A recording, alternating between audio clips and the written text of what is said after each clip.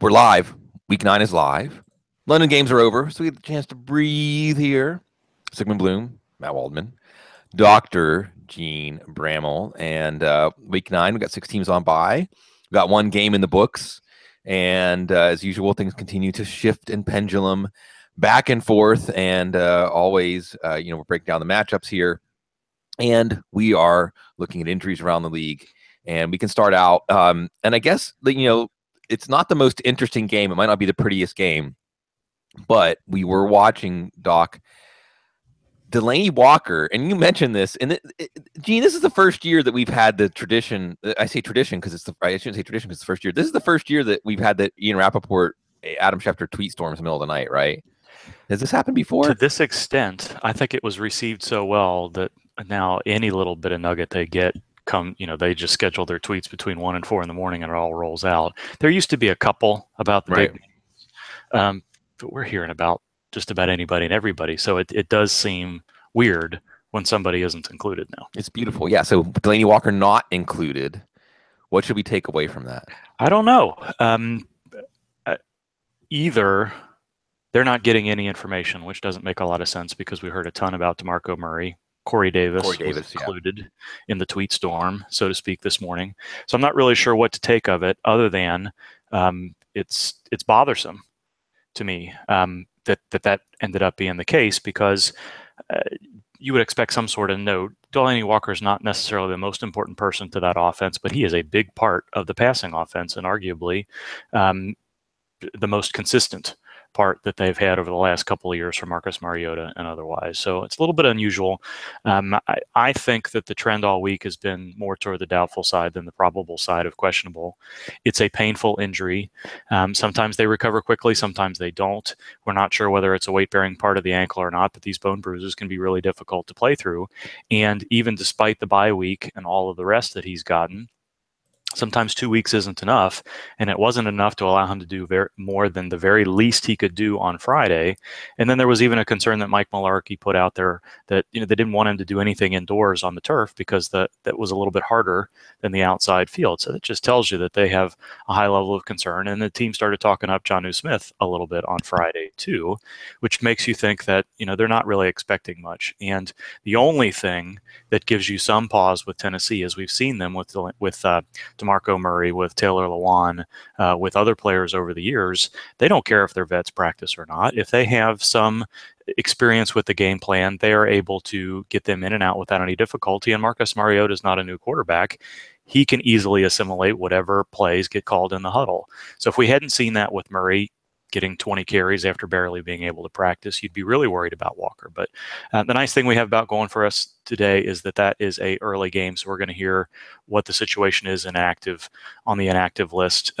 If he is active, I think you have to work under the assumption that he's going to be limited and not get his usual number of targets, and he'll certainly be at risk of leaving the game early if it comes to that. But my sense is he's probably going to be inactive if I had to guess. Let's talk about this matchup, Matt. Baltimore, Tennessee, not the prettiest matchup on paper, not necessarily a game that sounds like it's going to be smooth, and that means not necessarily a game that's going to exceed our expectations for fantasy football.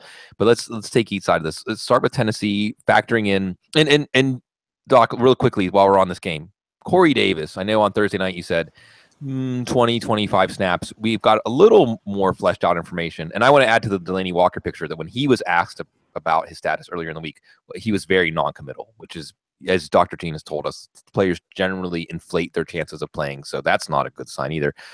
Anything to add to Corey Davis? Or are you still saying 25, 30 snaps is the expectation here? I think they've told us that that's the expectation. What Mike Mularkey said later in the week was that he wasn't ready, Corey Davis wasn't ready for a full snap count, but they wanted to, by the end of this weekend, know what he'd be able to do. So I don't think it's going to be a limited role in the sense that it's only going to be 10 to 20 snaps coming off an injury. I think they're going to use him in certain packages and not in others. He's not going to be a starter, so he's not going to be a base offensive player yet.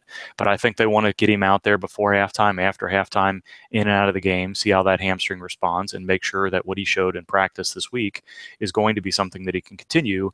And the further he gets away from going back to full activity, the less you have to be concerned about an aggravation that he's already had before. So, certainly something could happen in the game where they end up needing to use him more, or he just shows that you can't take him off the field because he's too effective in the offensive game plan. But I don't think that's the plan going in. And yes, Delaney Walker wants to play, but I think he's telling you that he's doesn't feel good and he doesn't feel like he can do. I mean, you saw how much trouble they had getting him off the field, and if they aren't comfortable letting him run yet, this isn't the same as a hamstring injury. If he was able to run, I think they would, because it's not likely something that can be aggravated.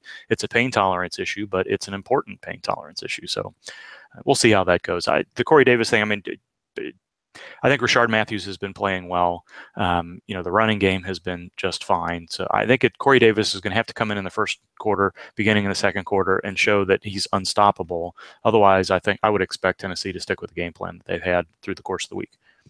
So now, Matt, Tennessee, Delaney Walker and Johnny Smith and Taywan Taylor and Eric Decker and Rashard Matthews and Corey Davis and DeMarco Murray and Derrick Henry and Marcus Mariota, and an offense that, with the exception of a 2-week stretch where the running game got on track against Jacksonville in the second half, and then a game against Seattle that was really like a dream for Tennessee. Like it was, wow, this team is finally coming together. This is the next step. And then it just vanished.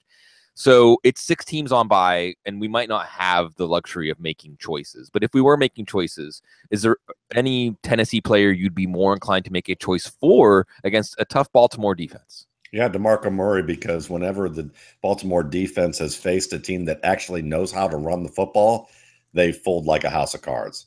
So it's, when you look at the game logs of, all you have to do is really even look at the game logs, and you can see which teams were either not very good against Baltimore, and they're usually teams that were struggling to figure out how to run the football or use their personnel correctly, or just didn't have a very strong offensive line, or they had a player like Jay Ajayi who sounded like he was having a Days of Our Lives moment with Adam Gates throughout the season. So, when you look at it from this standpoint, and also you account for the fact that Murray's been hurt probably since that Seattle game. And he's still been kind of hanging onto that job and holding down the load and having moments where he still looked pretty good and he's getting healthier, it sounds like. So I think that's the one you're going to want to go to. And then when you look at the Tennessee receivers against Baltimore, I mean, I think you're going to get your normal split between them, which is, if you have one of them and they're your wide receiver 3, wide receiver 4, take your best shot with one of them, and that's fine. Baltimore on that side of the ball, I think you just have to look at Tennessee's defense and say, throw the ball. And, Alex Collins is obviously the best one worth the shot because he's the most likely to break a run that's going to make his stat total work be worthwhile. But I would say this is the week that if you're in a bye week situation, you need a tight end, pick Ben Watson up. Maybe even Nick Boyle, but I would say real quick, Gene, Nick Boyle, expectations. He had a toe, right? An issue earlier in the week. Yeah, I don't think it's a big problem. I think he's expected to play. Watson, thankfully, is off the injury report altogether. Coming out of the bye week, so the calf and knee issues that he's been dealing with are no longer a problem. And I like. Go ahead, Matt. Yeah, I mean, like Nick Boyle to me is like the cheap TD option, basically, where they run the easy play where he's wide open and he's going to get the score. But Watson to me is the guy that if you want the tight end of real skill who's going to get the most targets, I think it's going to be him. And I think Tennessee has been historically for the past 3 years horrible against the tight end. Mm-hmm. They're basically like a big blue carpet that says, come on into our club and have a good time, And I think that's basically what's going on there. And then you can just pick your poison with the wide receivers. They're all wide receiver 3s to me at best. So again, this is the bye week type of situation. This is a type of game where you just say, all right, wide receivers are kind of a little bit of a roulette situation at this stage because both teams mix and match pretty well in terms of who's going to get most targets each week based on whatever matchup that they're going to try and exploit. And then, to me, the tight end is going to be more valuable for Baltimore and the running back's going to be more valuable for Tennessee. Yeah, and I like the call about DeMarco Murray with a week of rest. And also just thinking about Tennessee and the bye week and resetting priorities. that would be the party reset. And as you mentioned, the Bears, the Steelers, the Vikings even ran the ball very well over the last month. I just acquired Murray in a dynasty league where I'm a contender, and I know that this is a stretch run for me, and Marshawn hasn't been doing it for me as my old man. So I figured I'd pick a slightly younger version of that to hopefully roll down the stretch with. Yeah, AFC South now, unfortunately, less interesting, but still Tennessee and Jacksonville make it interesting. Let's turn the page to Jameis Winston. And it's not a question of whether Jameis Winston's going to play or not, but Jameis Winston's status, well, it implicates Jameis Winston, whether he's in your lineup or not. Again, 6 teams on bye. Doug Martin, maybe Deshaun Jackson. We're playing Cameron Brate, we're playing Mike Evans. But, and again, at the beginning of the year, we'd circle this New Orleans matchup at New Orleans, shootout. Now the complexion of this matchup has changed. New Orleans defense is better than we thought, although Delvin Breaux had a setback. That's a bummer, man. I really wanted to see him and Marshawn Lattimore on the field together. This is a better defense than we thought going into the year. They have a much more balanced offense in New Orleans than we've seen in years past, so they can keep games on a track that doesn't get into the 35-31 track. Adding that into what you know about Jameis Winston's status. Fill us in. I don't know if we know much about Jameis Winston's status. I think it was really reassuring when he came out the week after the injury, did a little bit on Friday, and then threw 44 passes and looked pretty good doing so with only a minor hiccup here or there. Last week, Friday night, Dirk Ketter tells somebody on Sirius XM radio that there was an aggravation of the shoulder injury and that he's got a deltoid bruise as well. And he did not look good. Winston did not look good at all last week. But he was back on the same practice participation. They allowed him to throw a little bit sooner this week. He was back to a full Friday practice. They list him questionable. Tampa Bay did, as they do a lot of their players. And it's not much of a concern that he's listed questionable, but it's hard to know whether or not we're going to get the Winston of week 6 or the week 7 versus the Winston of week 8 this week. And I think until we see him get through a full game, making better decisions with better downfield accuracy, where he's not sailing passes high and outside, then I think you have to prepare yourself for some inconsistency during the game. It's a bye week. It's generally a good matchup. Say what you want, the Saints will still give up some points from time to time through the air. And Winston's got all his weapons available to him and a relatively healthy offensive line.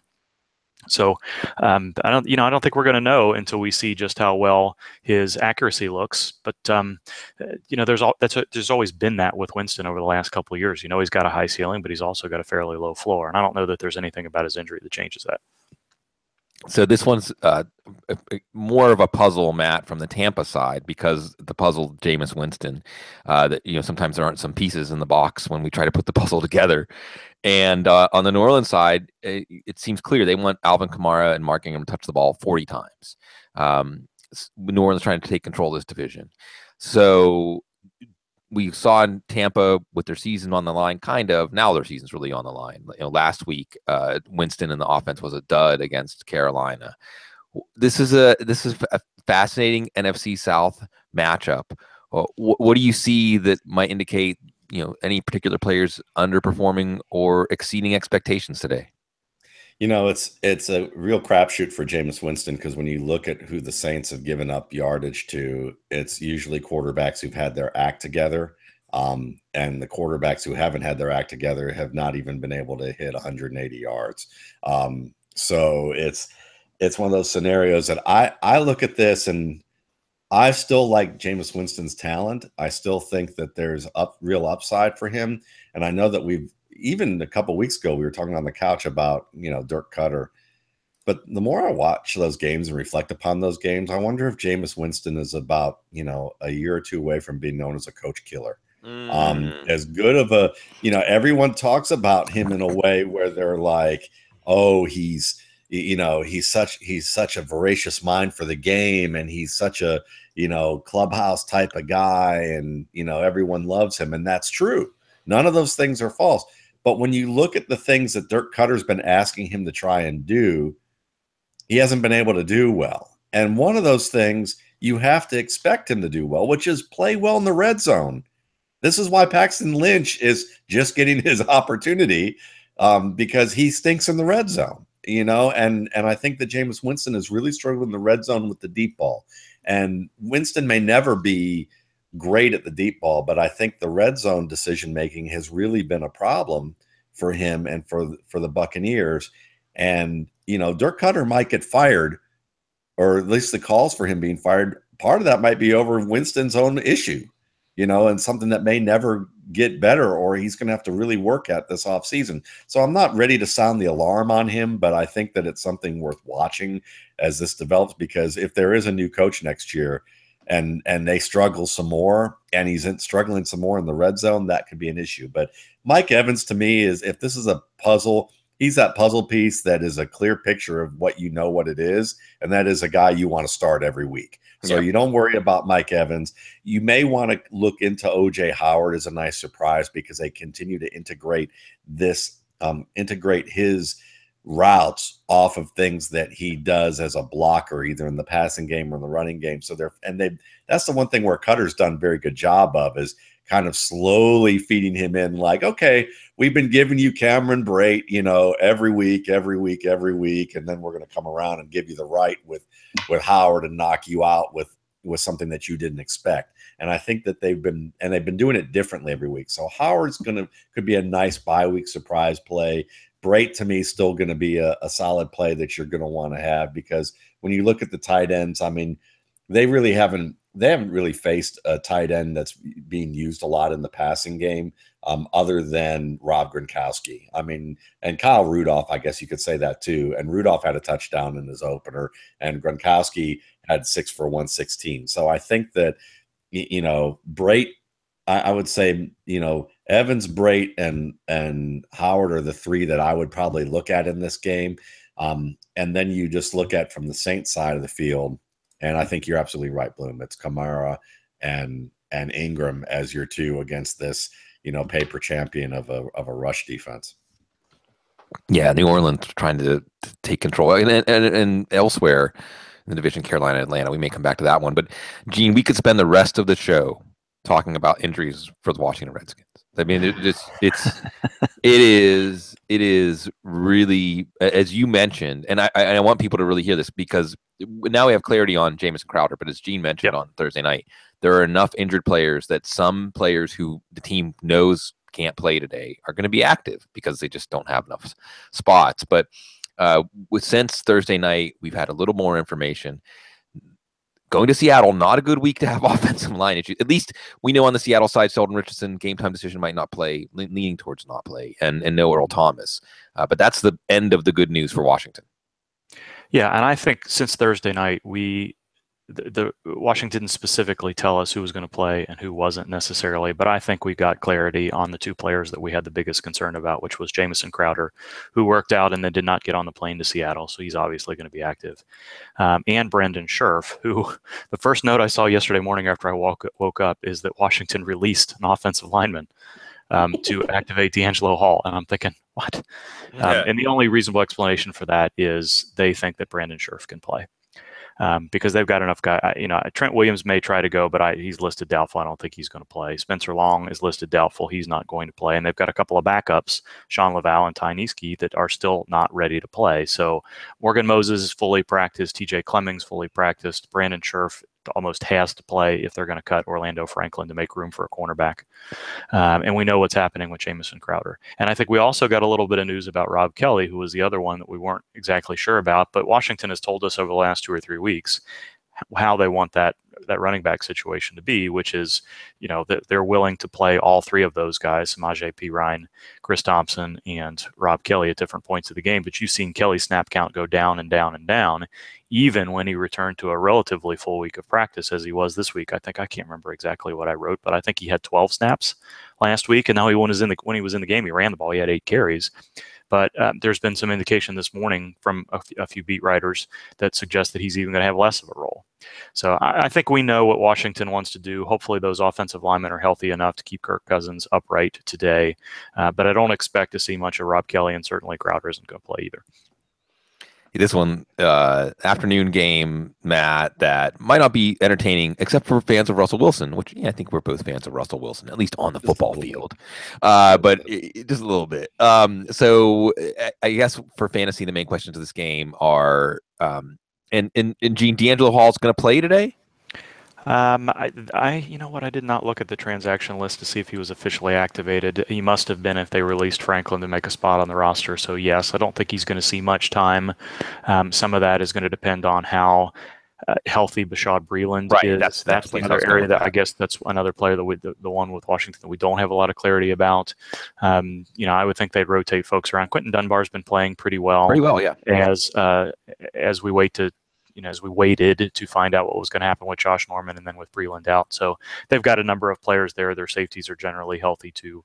I think if they activate him, they're planning on putting him on the active roster. How much time he's going to see, I'm not really sure. So we have the Washington defense, the secondary, which was decimated at different times, pretty much healthy, Matt. So the main questions here would be, do you break ties in favor of Tyler Lockett and Paul Richardson? And on the Washington side, in a 16 bye week, do you dig deep for Ryan Grant? I think he'll be facing Justin Coleman often in the slot or maybe playing outside. He's one of the. Do you dare venture into the waters of a Terrell Pryor or Josh Doxson? Do you feel confident about Vernon Davis? They released an offensive lineman, so maybe they won't treat Vernon Davis like an offensive lineman. He's the only of the top 3 tight ends they have that are healthy. What do we see in Washington, Seattle? Yeah, I mean, I think Vernon Davis is in the same tier as Ben Watson, maybe a little lower this week. But he's someone that you look at as definite bye week start. And I like the Grant call because when we look historically at the Seattle Seahawks and their defense over the past few years, the players they give up are the ones that are going to work over the middle on crossing routes and mix up those linebackers. But that really depends also on how well a quarterback can buy time. And I think Kirk Cousins is pretty good at buying time. His issue is playing superhero in the pocket when things get collapsed. And he's kind of like one of the superhero parodies as opposed to an actual superhero. So I would look at that and say that, this game, I mean, I feel nervous about more because I'm, just as you have your neuroses about the Steelers, I kind of start developing mine about the Seahawks. I look at this game and think there's no reason that they should come within 21 points of beating the Seahawks. I just think that this could be one of those disastrous games for the Washington offense. But you look at it and you see the athletic ability of these wide receivers, and they can in any single matchup win a matchup downfield and make a big play, and that goes for Pryor and Doxson.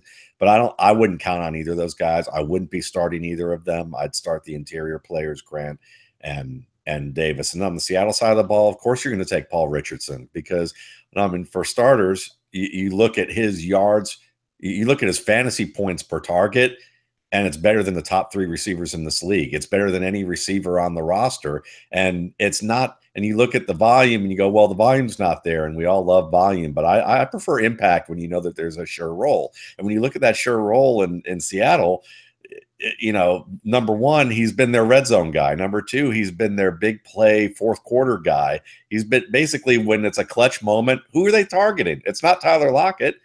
It's Paul Richardson. And then on top of it, you have 3 other receivers on this depth chart that, conventionally fantasy owners are going to be, well, that's why we should be scared of Paul Richardson. But the fact is that, they're opening things up so that teams can't really stick anybody on Richardson, in a way that they're not bracketing him. So he's going to win these one-on-one plays.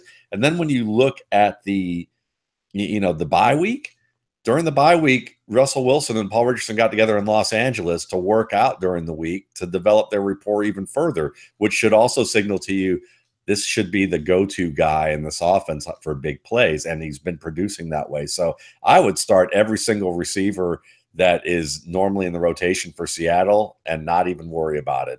I'd stay away from the running backs as usual, but the passing game, full go.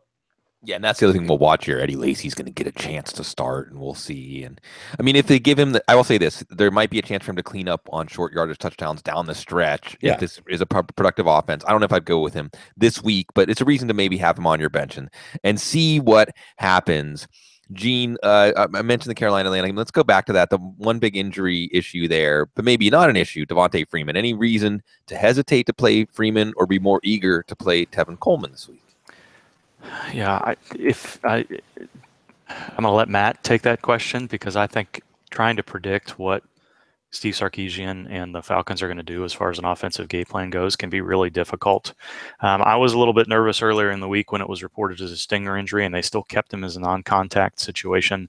It's unusual for a player to, if they're symptomatic after a stinger injury for more than a few hours, usually means that there's some sort of nerve contusion that's going to take a long time to heal, and the strength and the range of motion and other symptoms that may be going on with that haven't recovered yet, and that takes some time. I think watching the video, it was hard to tell whether or not it was more stinger or contusion, AC sprain, that sort of stuff, and it could well have been both, even though that's a little bit unusual. Generally, the shoulder gets stretched with a stinger, and it's a direct blow with some of those other injuries. The joke from Dan Quinn on Thursday was that Freeman really didn't need the non-contact jersey on Thursday. He just liked the look of it and wanted to wear it, which I kind of chuckled at Stefania Bell's quote in her article yesterday that said, "Who wouldn't want to spend a couple of extra days not getting contact in an NFL practice during the week?" He's not listed on the injury report, even though he was limited as the week went along, which I think is important. And when we've seen Julio Jones and other players come off the injury report, it generally means that the Falcons are planning to use them in the game plan as they normally would. However, Tevin Coleman is not a minimally talented backup. So if there's any issue with Freeman through the first part of the game, the Falcons showed that they had no difficulty rolling with Coleman in the fourth quarter last week, and they could well change the way the touch distribution breaks out this week. I'm willing, I think, to say that, because Schefter and Rappaport did not update Freeman's condition this morning, there wasn't a need to do so, and the Falcons don't have him on the game status report, that I think you can trust. I think you can trust Freeman to get the usual number of snaps that he gets.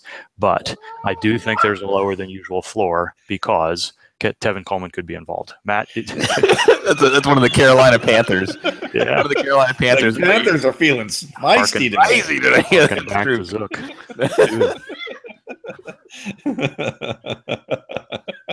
This is great. So, Looking at this game, I mean, it's good news to hear everything that Gene had to say about Devonta Freeman. And you got to understand with Freeman, he's so good at making the first and second and sometimes third man miss that I feel pretty good about him being able to avoid probably recurring injury with that. I know that that's a dicey thing to kind of speculate on, for real, but if there's a player, if I'm going to theorize a little bit here, then I would theorize that he's a guy that, is not always going to lower his shoulder into someone like Leonard Fournette, where he could risk that injury more and more. He's going to probably get under hits and be able to avoid them. So I like him, but it's a tough Carolina defense when it comes to the run. So you want to look at this scenario as probably, instead of him having a 120-yard day, maybe he's probably more in that 80 to 90-yard day. And Coleman, to me, I agree with everything Gene said. He's not your average backup. He's certainly a guy that can carry the load for you, and he's improving as a guy who's been able to press and cut downhill. He's just not the guy that against this defense is going to make multiple guys miss and turn, 2-yard losses into 5-yard gains like Freeman is capable of. So this is, the guy most likely to get blown up on the Atlanta depth chart is going to be Coleman on those types of plays. But the bigger question, I guess, is, what is going to happen in this passing game? Because, as I was talking with Charles McDonald, over Football Outsiders early this morning, is, Steve Sarkisian has neutered everything good of this Kyle Shanahan offense. So, one thing that has been promising that they saw last week is they featured Austin Hooper a little bit more. And they were able to find ways to put him in the slot and let him work there. But now they're facing, again, a great trio of pass coverage linebackers. So to me, that means Sanu's probably going to have a tough time getting yards after the catch. You're probably going to have a tough time getting yards after the catch from Hooper. And that means you're going to have to do they're going to have to show that they can do some throwbacks, some play action throwbacks to get a guy like that open. So it really is, to me, the Taylor Gabriel and Julio Jones show this week. And if they can get Taylor Gabriel deep, that could work out really well. That's what I would think they would do based on what I've seen. I don't know if they're going to do it with Sarkisian because it's been kind of a crazy thing this year. But if you're going to take a chance, I would probably take less of a chance on Sanu, even though he did a great job last week, more of a chance on Gabriel. And, of course, Julio's your constant, even if he's not getting as many targets as you'd like to see. On the other side of the matchup, really quickly, Ian Rappaport and Ian's been a friend of all football fans, Sure. really. One of the more friendly and responsive members of the media. He this morning tweeted out, with the trade of wide receiver Calvin Benjamin, the biggest beneficiary figures to be Panthers speedy wide receiver Curtis Samuel. #fantasy red alert siren. Maybe not play Curtis Samuel today. Do you pick up Curtis Samuel to see what happens? And we know teams want to do things with the outcome being positive, but do you think the Panthers putting Samuel, accelerating the development, putting him basically in the Ted Ginn role, talking about opening up things for the running game, and they haven't really been going vertical. Do you think they're going to be successful, assuming that Ian is giving us good information here? I think that Curtis Samuel's talent is there, and he's like a nice high-end tool that you have to break in a little bit that you got from the hardware store, and once it's broken in, then it's really good to go. But the carpenter using it has like popcorn butter all over his hands.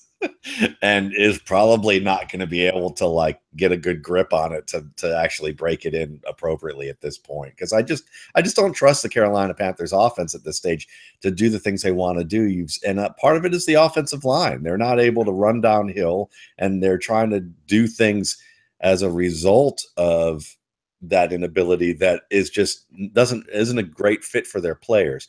So I like Samuel, but I don't think he's still the route runner that they need him to be. I think this explanation that they gave for trading Kelvin Benjamin is that we want to clear out the box so that we can run better. I think that's interesting. I know that I want to hear your opinion on this in a minute, but my thought is, well, Kelvin can't beat press. So, the fact that teams could kind of just see whatever, we'll cover them downfield and have someone over top. I can see some of that, but there's more to it than just that. So tell me what you think. Yeah, no, there's more to it than just that. And I think that the problems with the running game, you can highlight the offensive line. I think I think some of it is just Cam Newton's inconsistency. I think that some of it is the way they've been using the running backs. I think you were highlighting how getting Jonathan Stewart should not be on those perimeter runs. It should be Christian McCaffrey. And I know Christian McCaffrey has been unsuccessful running the ball, but I think there hasn't been an effort to set him up for the kinds of runs that would help him. And you have Cam Newton, this chess piece that you can use on option type plays, on read options when you're going inside, on plays where you can get him going parallel to the line of scrimmage, where you're stretching out the defense.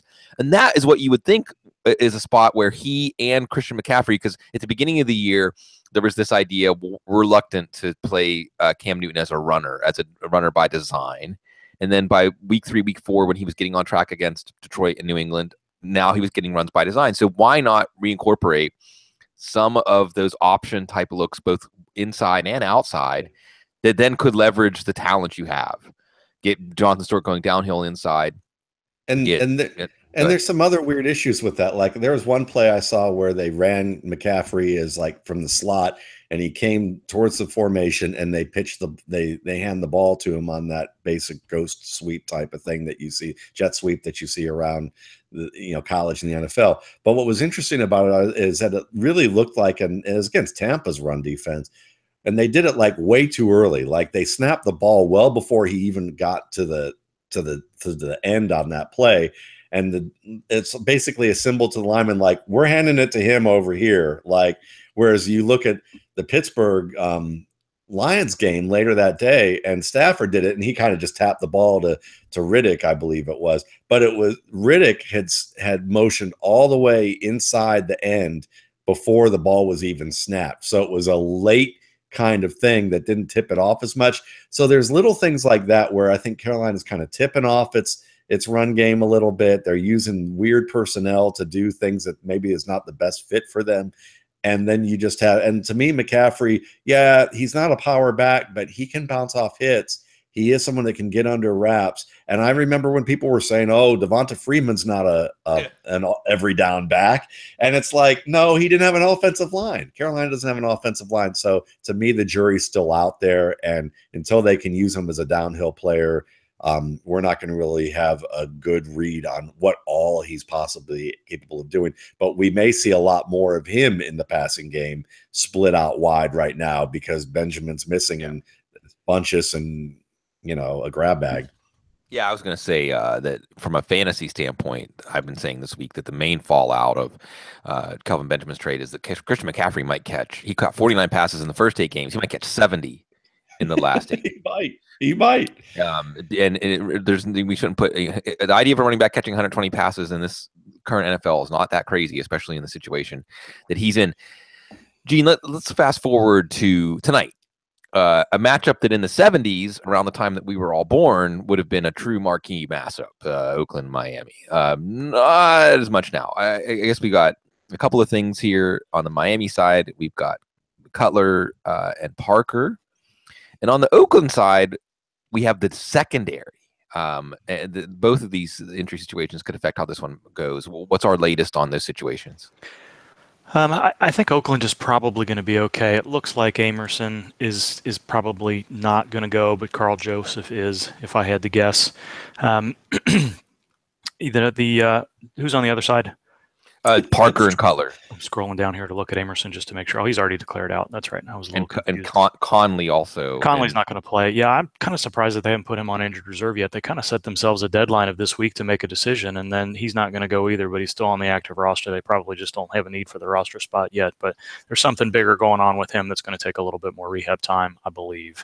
But from what I could see in the local media, Joseph is expected to go. Cutler's going to play. Adam Gase was frustrated enough with Matt Moore last Thursday, a week ago, 10 days ago, to say as soon as he got into the press conference that Cutler was going to play without even knowing, exactly how he was going to recover from the rib injury that might have been a little bit longer situation. So, those things, rib injuries with quarterbacks can be difficult and limit some of their accuracy downfield. I think the offensive line is going to have to protect Cutler well, otherwise it could get a little bit ugly. Parker, Parker is an interesting story still. He sounded like he wanted to play last week. Adam Gase said he wasn't ready for the physical nature of the Baltimore secondary. And say what you want, I think that the front seven in Baltimore is a lot more physical than the back seven. The back seven with Weddle and Webb and some of those corners are very good players, but you don't necessarily think of them as coming up and delivering hard blows. So that was interesting. Gase also said this week that Parker looked fine and wasn't restricting himself in practice, but Gase couldn't hold himself back from saying, but you never know what happens in the game. You get him out there and you see how he goes, and he may not be able to finish the game, is kind of what the implication was. I don't know if that's just a little of leftover fussiness from what's been going on with Cutler and Ajayi and Parker and others, or if that's meaningful. But it just seems odd that Parker is saying he's been ready to play for 2 weeks, and Gase is kind of hinting that he's not. There was also one beat writer, and you never want to put a lot of credence in this necessarily, but thought that he saw Parker walking through the locker room with a limp on Thursday and Friday. So I think there's plenty of upside in Parker today.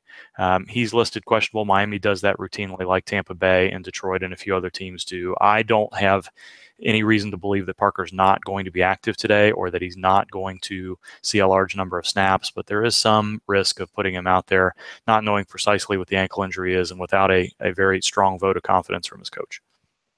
So, Matt, is this going to be another step down in the fall of Adam Gase, trading Jay Ajayi, putting this offense on Jay Cutler's shoulders and Damian Williams and Kenyon Drake, or Oakland's injuries can help. This is a bit of a bipolar Miami team, and it's a primetime game.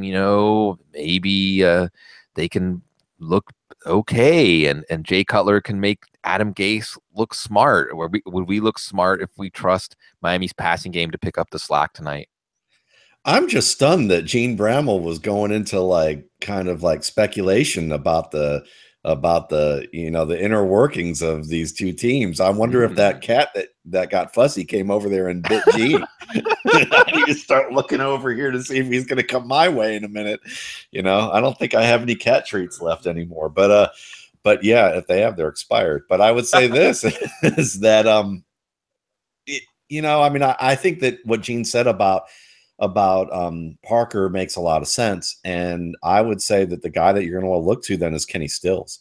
I mean, certainly what Kenny Stills can do for you as a deep threat, and he's a guy that Gase seems to like and Cutler seems to like, and he's the safe play this week for your big play option. I mean, Parker certainly is capable, but I don't see. I know that Cutler loves to, is more than fine with forcing the ball to Parker, and I say force because if there's one player who forces the football without any type of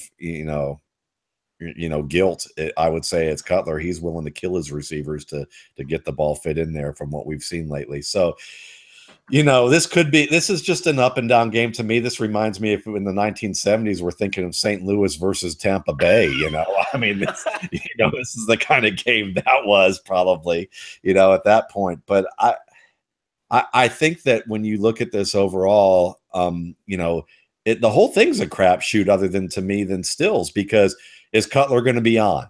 Who's going to get the ball more, Ajayi or Drake? Drake will probably start off as the guy, but this is a 4-3 defense. So, yeah, he probably will get more opportunities to get this ball outside. And I would focus on the right side of the Raiders line because I think that's where they tend to give up the biggest gains, at least they have for the past 2 years. And it still seemed that way every time I watch him. And then, Damian Williams probably in the passing game as your receiver on screen passes and some routes downfield where they like to target him. They've tended to like to throw him on even like wheel-like routes or longer swing passes. That might not be bad. And then when you look at the Raider side of the ball, I mean, who knows? Is they finally going to give the ball to Marshawn Lynch and just stop making excuses about it? I'm tired of. I'm tired of it, because I mean, we got folks in the fantasy community who are, respectable writers who are like, he no longer has it, I've had fun engaging in the debate a little bit here and there, but it's kind of like, no, the guy still got talent. Let him play. And then when you look at this team, I would say probably Jared Cook might be an interesting play. I would start Raiders players. I would feel okay about starting pretty much all the regulars on the Raiders. I just wish that Marshawn Lynch would finally be allowed to get it going. Yeah, maybe, and Derek Carr, facing a rookie corner. And Gene, we're looking at Gabe, speaking of getting Marshawn Lynch on track, Gabe Jackson, one of their excellent interior linemen, game time decision tonight. Yeah, nothing much about. He was walking around in a boot most of the week. The Raiders didn't update really his condition at all Friday into the weekend, just waiting to see whether or not he's going to be on the active roster. Hard to guess whether or not he's going to go or not. Let's turn the page to back to an early game. The Giants declared a whole mess of players out. One that they did not declare out, who's going to play, is Sterling Shepard, their new number one receiver. And this is another one of those situations that we're coming out of the bye, so the information is somewhat incomplete, but we see the trend. The trend is obviously pointing to him to play, and do we think we're going to see him ready to go and maybe trustworthy, or at least in a pinch with 6 teams on bye, worth a look this week? If Eli Manning can get in the ball, I think that he's worth taking a long look at. His comment to the reporters this week was, "I'm straight." Fully practiced this week for the most part. Says he can make the cuts that he needs to make. Had another week to recover, including the bye week as well. It's been over a month since he sustained the injury, and although it was a pretty violent mechanism, it's not something that should be at high risk of an aggravation once he's good to go, and it sounds like that's the case. So on the other side of this, and I want to make sure to always give Matt Waldman his props, that you're one of the very few voices, not even after Sean McVay was hired and Jeff Fisher was fired, saying, hold on, let's not declare this Jared Goff issue settled based on how he played in his rookie year. And he's been fantastic. And you might be having some tough quarterback choices. So we can put Jared Goff on one side, and on the other side of this question, Matt, we could put some players that have been frustrating us: Matt Ryan, Cam Newton, Marcus Mariota, Jameis Winston. Some of these we've talked about today. But Jared Goff is playing, and this is where I'll give a nod to Gene and how he keeps up on these things. No Olivier Vernon. Not that B.J. Goodson and Jonathan Casillas are outstanding linebackers, but they're already playing linebackers that might not be starting for other teams. Those guys are out. Janoris Jenkins suspended. It sure seems like, now it's West Coast team going across the country, biorhythm game and things like that. But it sure seems like Jared Goff, 2 weeks to prepare. I really liked hearing this team that won handily over Arizona and London, but had to settle for, I think, for 5 field goals in that game, saying we're not satisfied. This all seems to me to be lining up for an offensive show for this Rams offense. Getting everyone healthy. Maybe this could be a big Tyler Higbee or Gerald Everett week. Sammy Watkins with no Janoris Jenkins. That upgrades everybody's matchup. Am I being too optimistic here, or are you going to be the wet blanket, or are we going to get together and sing along? The Rams offense really starts to get in line against a very weakened Giants defense. No, I feel good about Los Angeles as well. And I think that you could probably expect Goff to throw somewhere between 240 and 260 at a minimum and get a cup and maybe get at least one touchdown. And then, it's going to be probably the Gurley show pretty much throughout the game, unless they just blow it out, and then you're going to see Malcolm Brown get in there and get some of his touches. But I like this to be a balanced day for the Los Angeles offense, and you can probably see him spreading it around to numerous players. I would expect if you got backup linebackers in there, that means, guess what? Tyler Higbee, like you said, and Cooper Kupp, who works that middle. And even the Cardinals, I was showing a couple weeks ago, the Cardinals tried to double him in zone with Tyrann Mathieu, and he cleared both of them on a third down play to get an easy first down. This is not an easy guy to be able to cover. So I think that, you look at this and you see who's missing. Sammy Watkins may finally get in the act this week. We might see a deep play to Sammy Watkins. If we don't see one to him, I think that Robert Woods is still a safe play. Cooper Kupp is the best play, if you ask me, of the receivers, even if he doesn't have the highest ceiling. And then you've got Todd Gurley there, who's just, probably going to get himself, 18 to 22 touches. Songs of love. Yes, exactly. And really quickly, Matt, because this is one of my moments where I would say narrative belongs in fantasy football analysis. All right. Does it make sense, considering how the first half of the season went for Sammy Watkins, considering the plans the Rams have? And I think it's safe to say that internally, the Rams aren't putting any limitations on their expectations. I would expect internally they think of themselves as a Super Bowl contender. Okay. Does it make sense coming out of the bye to make an effort, much the same way the Raiders did with Amari Cooper a few weeks ago against the Chiefs? Does it make sense that they would actually put an emphasis on getting Sammy Watkins going in this game? I don't think so. I think what they're going to do is, this is more of their team philosophy really does seem like what Atlanta should be doing, which is let's have a lot of shifts. Let's have some play action. We're going to do some quick hitting things. We're going to let Goff find the open man and just hit that open man with good timing. And Goff to me is in that Matt Ryan family of quarterbacks. Ryan's at the higher end of that food chain, sans the offense right now. But, when you look at that just means to me that Watkins hasn't been open as that deep read early on.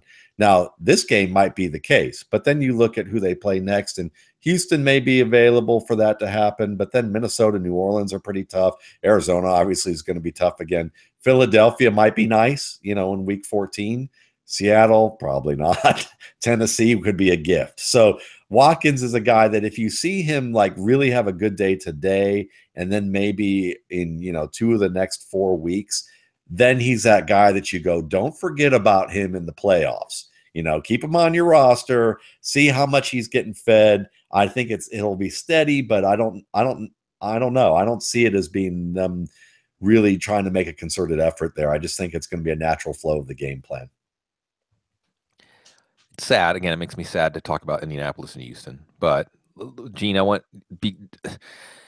that we're saying there's hope for Tom Savage in fantasy, but there's maybe a little bit of hope for the Texans passing game, partially because DeAndre Hopkins and Will Fuller got going, but partially because Vontae Davis, this story seems to be more grim than just a story about his status for this week or this month or this season.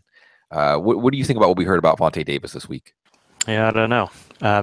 I don't think it's clear. I think there's a ton of things that are going on at Indianapolis that are concerning, from what's been going on with the coach for the last couple of years to the Andrew Luck situation. And now nobody seems to have a good handle on what's going on with Vontae Davis, or, at least the speculation that you hear is not good at all. Whether it's injury related and trying to get around that or whatever. So I don't know. I'm half looking forward to that this offseason, I guess, just wondering where that's going to go, because there's going to be a lot of turnover on that team, I think, front office and roster. And just to be clear, they're talking about with Vontae Davis saying he has like a groin issue he's been playing with for a long time, and it's like never going to get better. And what they're basically looking at is shutting him down for the year. I mean, what we're hearing, does that match with what you've seen this week? I think there's some misunderstanding about whether or not it's injury related or not. I think that's what we're hearing, but whether or not that's actually the case is going to be really difficult to determine. But yeah, that's what's out there. Yeah, basically what you're really probably seeing is Chris Ballard with a can of gasoline going around the edge of the house and just burn it and start over. But this week, Matt, Will Fuller. We were looking at Will Fuller not just as finally a reliable fantasy option, but at this point, we would have called him a wide receiver one. We would have called him somebody that, even if his targets were only 5, 6, 7 a week, it doesn't matter. At a certain point, you just you stop trying to tell yourself something different than what the numbers are telling you. Do you go back to Watson this week? Now, Vontae Davis, Rashawn Melvin, Rashawn Melvin concussion. Is there anything on whether he was going to play today or not? I didn't notice. Yeah, but either way, I'm not sure. The point is that this is not a Colts pass defense that we would put anywhere outside of the bottom 5 in the league, but it's also Tom Savage.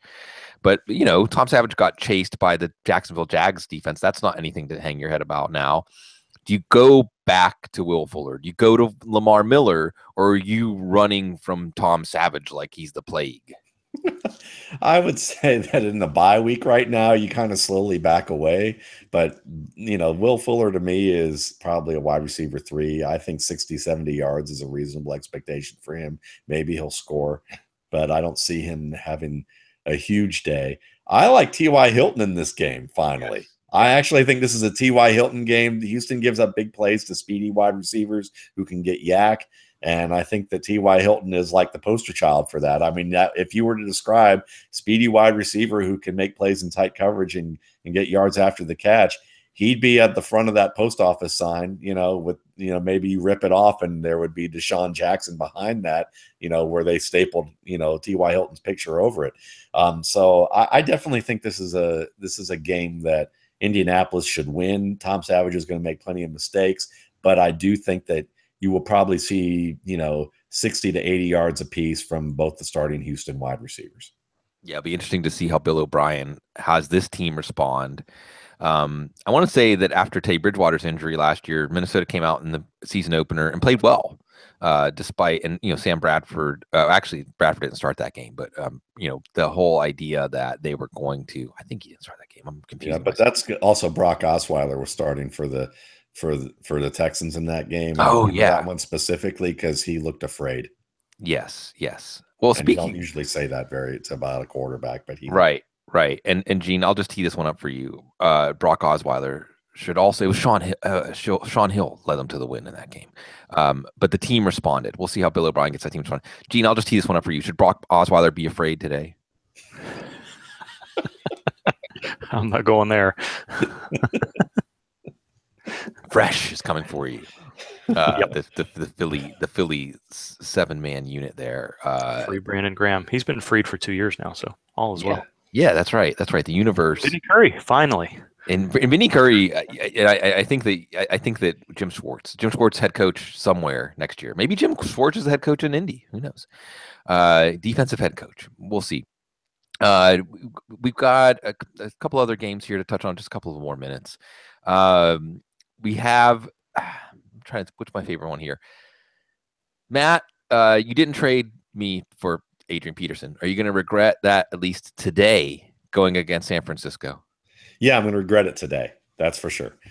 Because I think that's a very good matchup. And yeah, Drew Stanton aside, they're still going to want to try and run the ball. There's a healthy enough offensive line there. And, this team San Francisco's waiting on Garoppolo. I think that's probably going to be the, it's not as nice as waiting for Godot, but I think it's, certainly in that realm. So yeah, I feel like Adrian Peterson he'll probably be a handy RB2, RB1 for you this week, and that's a good range. And considering that team that we were looking at in our dynasty league, I could use a running back, even though the team's pretty strong, but just didn't fit my plans. Gene, I'll go and build on the Brock Osweiler question. If as a spiritual punishment you had to live today as Brock Osweiler or Andy Dalton, if you could be one of Brock Osweiler or Andy Dalton today, which one would you choose? That's a really hard question. I don't think I'd want to be Andy Dalton, but I don't think I'd want to be Andy Dalton staring down the Jacksonville defensive line as it continues to get better and better behind that offensive line any more than I would want to be Brock Osweiler, period. Hey, Brock Osweiler has a lot more money in his bank account than Andy Dalton. Well, no, maybe not. Andy Dalton got a good contract too. They're both actually, maybe that we talk yourself into this. It'd be okay to be either of them as long as you get to live after the game too. True. Matt. Oh boy, now we're back. You knew that was coming. It's amazing that you have these things. It's the library. I'm telling you, it's a gift that keeps on giving. It is. Matt. Yes. Assumption of rational coaching. Do you think we're going to be pleasantly surprised at how Brett Hundley is deployed tomorrow night against an opportunistic but vulnerable Detroit pass defense? Or do you think we're going to see that, well, Mike McCarthy and Aaron Rodgers is a nice marriage, a nice duo, but Mike McCarthy and Brett Hundley not so much? I think this is a work in progress, and we've had to look at it as a work in progress because whenever you have it's different. I mean, I'm going to kind of downplay. I'm going to kind of rag on the Patriots a little bit on this one because whenever we've seen a Patriots quarterback, everyone's like, "Oh, look how good he's been," and then it's swampland in Florida when they sell him somewhere, and he's never been all that great. So, I'm not saying that Tom Brady's a product of the system, but I am saying that the offense is easier to basically get started with when you come into that system because that Erhard Perkins system it's a lot of mirrored routes. They all have the same route with every play call. It's pretty much the same thing. He just moves them around and he knows that that's going to be the same route. The play calls are easier to make. So it's a much easier onboarding process. Whereas with the West Coast offense, it's much more difficult. Brady's better at the layers of the game and providing that, but you don't need that to really look good early on with the talent that they have. And then they go somewhere else and they look bad. With the exception of Brissett, if you ask me. And Brady this is the only time I've heard Brady talk about a quarterback where he goes, I wish Brissett didn't get traded because he was really just starting to get it on a level and he's really talented. I haven't heard him say that about Garoppolo other than we're a great family and I love you. And, kind of that nice little high school, prom queen kind of wave, that I love you and I love everybody, kind of thing that he's doing. Have some more avocado ice cream. Then when you take a look at, the Packers, they're in a West Coast system. It's much harder onboarding process, and there are a lot more intricate things going on there. And yes, he's had 3 years to get acclimated, but he hasn't had 3 years to be on the field. So they're getting the chance to assess what he does well, what he's going to improve upon, and what he doesn't do well. So this week, you kind of have to have an open mind, open window with his development over the next month. He's played 2 games now, basically at one start. What do we really know how he's going to progress at this point? So I would still be optimistic with him as a bye week option against Detroit, whose defense isn't all that great. So yeah, I would give him another try, and I think that you're going to see some improvement with him on the outside and with the deep ball. Last one, we're a little bit over, but I just want to ask because I want to make sure to touch on. I like to touch on every game. We have 13 games.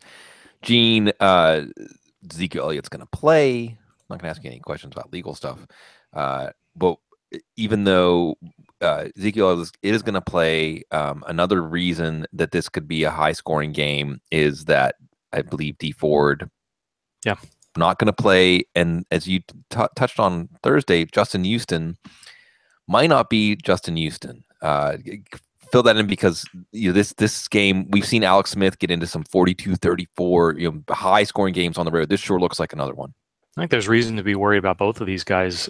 D Ford missed some time, came back, and then left the game and missed practice and could be out for a period of time again. And when you see that, it just smells of a degenerative back condition that could be steroid injections and disc surgery and things like that down the road. Hopefully that's not the case. And maybe they're two different injuries. It's really hard to know. The Chiefs, if there's something they really want us to know, they tell us, and they tell us in detail, but there hasn't been much about Ford. So hopefully that, that little bit of speculation there proves to be inaccurate, and we see Ford back for the stretch run and he does fine. But it's looking suspicious. The Houston thing, when we talked about it on Thursday night, was just, it's a surgically repaired knee. It wasn't as simple as an ACL injury. Some of the outside part of the structures on the outside of his part of his knee were involved too, and that can lead to inflammation and looseness, or just a knee that just doesn't feel right. And it hasn't slowed him down much. He's played as well as anybody else, both against the run. They've been using him in coverage some, to the detriment of some folks on Twitter, or the disagreement of some folks on Twitter that don't like it when he's backing off in coverage. And his pass rush, while it hasn't been as effective consistently as it's been in the past, is still there. But you have to be worried about him, is he wearing down as the season goes on? The more you see them limit these guys in practice, the more you realize that they want them available for the most important games at the end of the season. But they got to get there. It's only week 9 yet. So hopefully we don't find that this becomes more than just a lingering issue for both of them as the weeks go by. Tom Brady is not a product of the system, but I am a product of the system. The system getting to work with Matt Waldman and Gene Bramall and Cecil Lammey every week. The system of getting to talk to you wonderful people. And we love seeing the chat room fired up every Thursday and Sunday now. We love having you part of the Football Guys community, and not just marching forward with our fantasy teams and our daily lineups and things like that, but enjoying the season and all the ups and downs and everything that keeps the wheels in our head spinning. Thank you, everybody. I think your cats felt challenged. Yeah, that was one of my. We've got 2 cats, a Siamese Opal, and Siamese I never had a Siamese, and they're really interesting cats. They're like having a roommate that talks to you and gives you opinions about things. And that was Opal with her boyfriend outside. Sigmund Bloom, the cat whisperer. Yeah, well, there's all kinds of ways we could go with this, and then we have got a Maine Coon, Judy. It's fun. Cats are great, but not as great as football. Not as great as spending football Sundays with everybody, especially this tradition we have on Sunday mornings now. So thank you, everybody, and we'll see what goes down in week 9, and we'll join you. Cecil and I will join you tonight, recapping the action, and we'll start it all over again because we enjoy the ride. We hope you do too. It's great to take it with you because you're always so classy.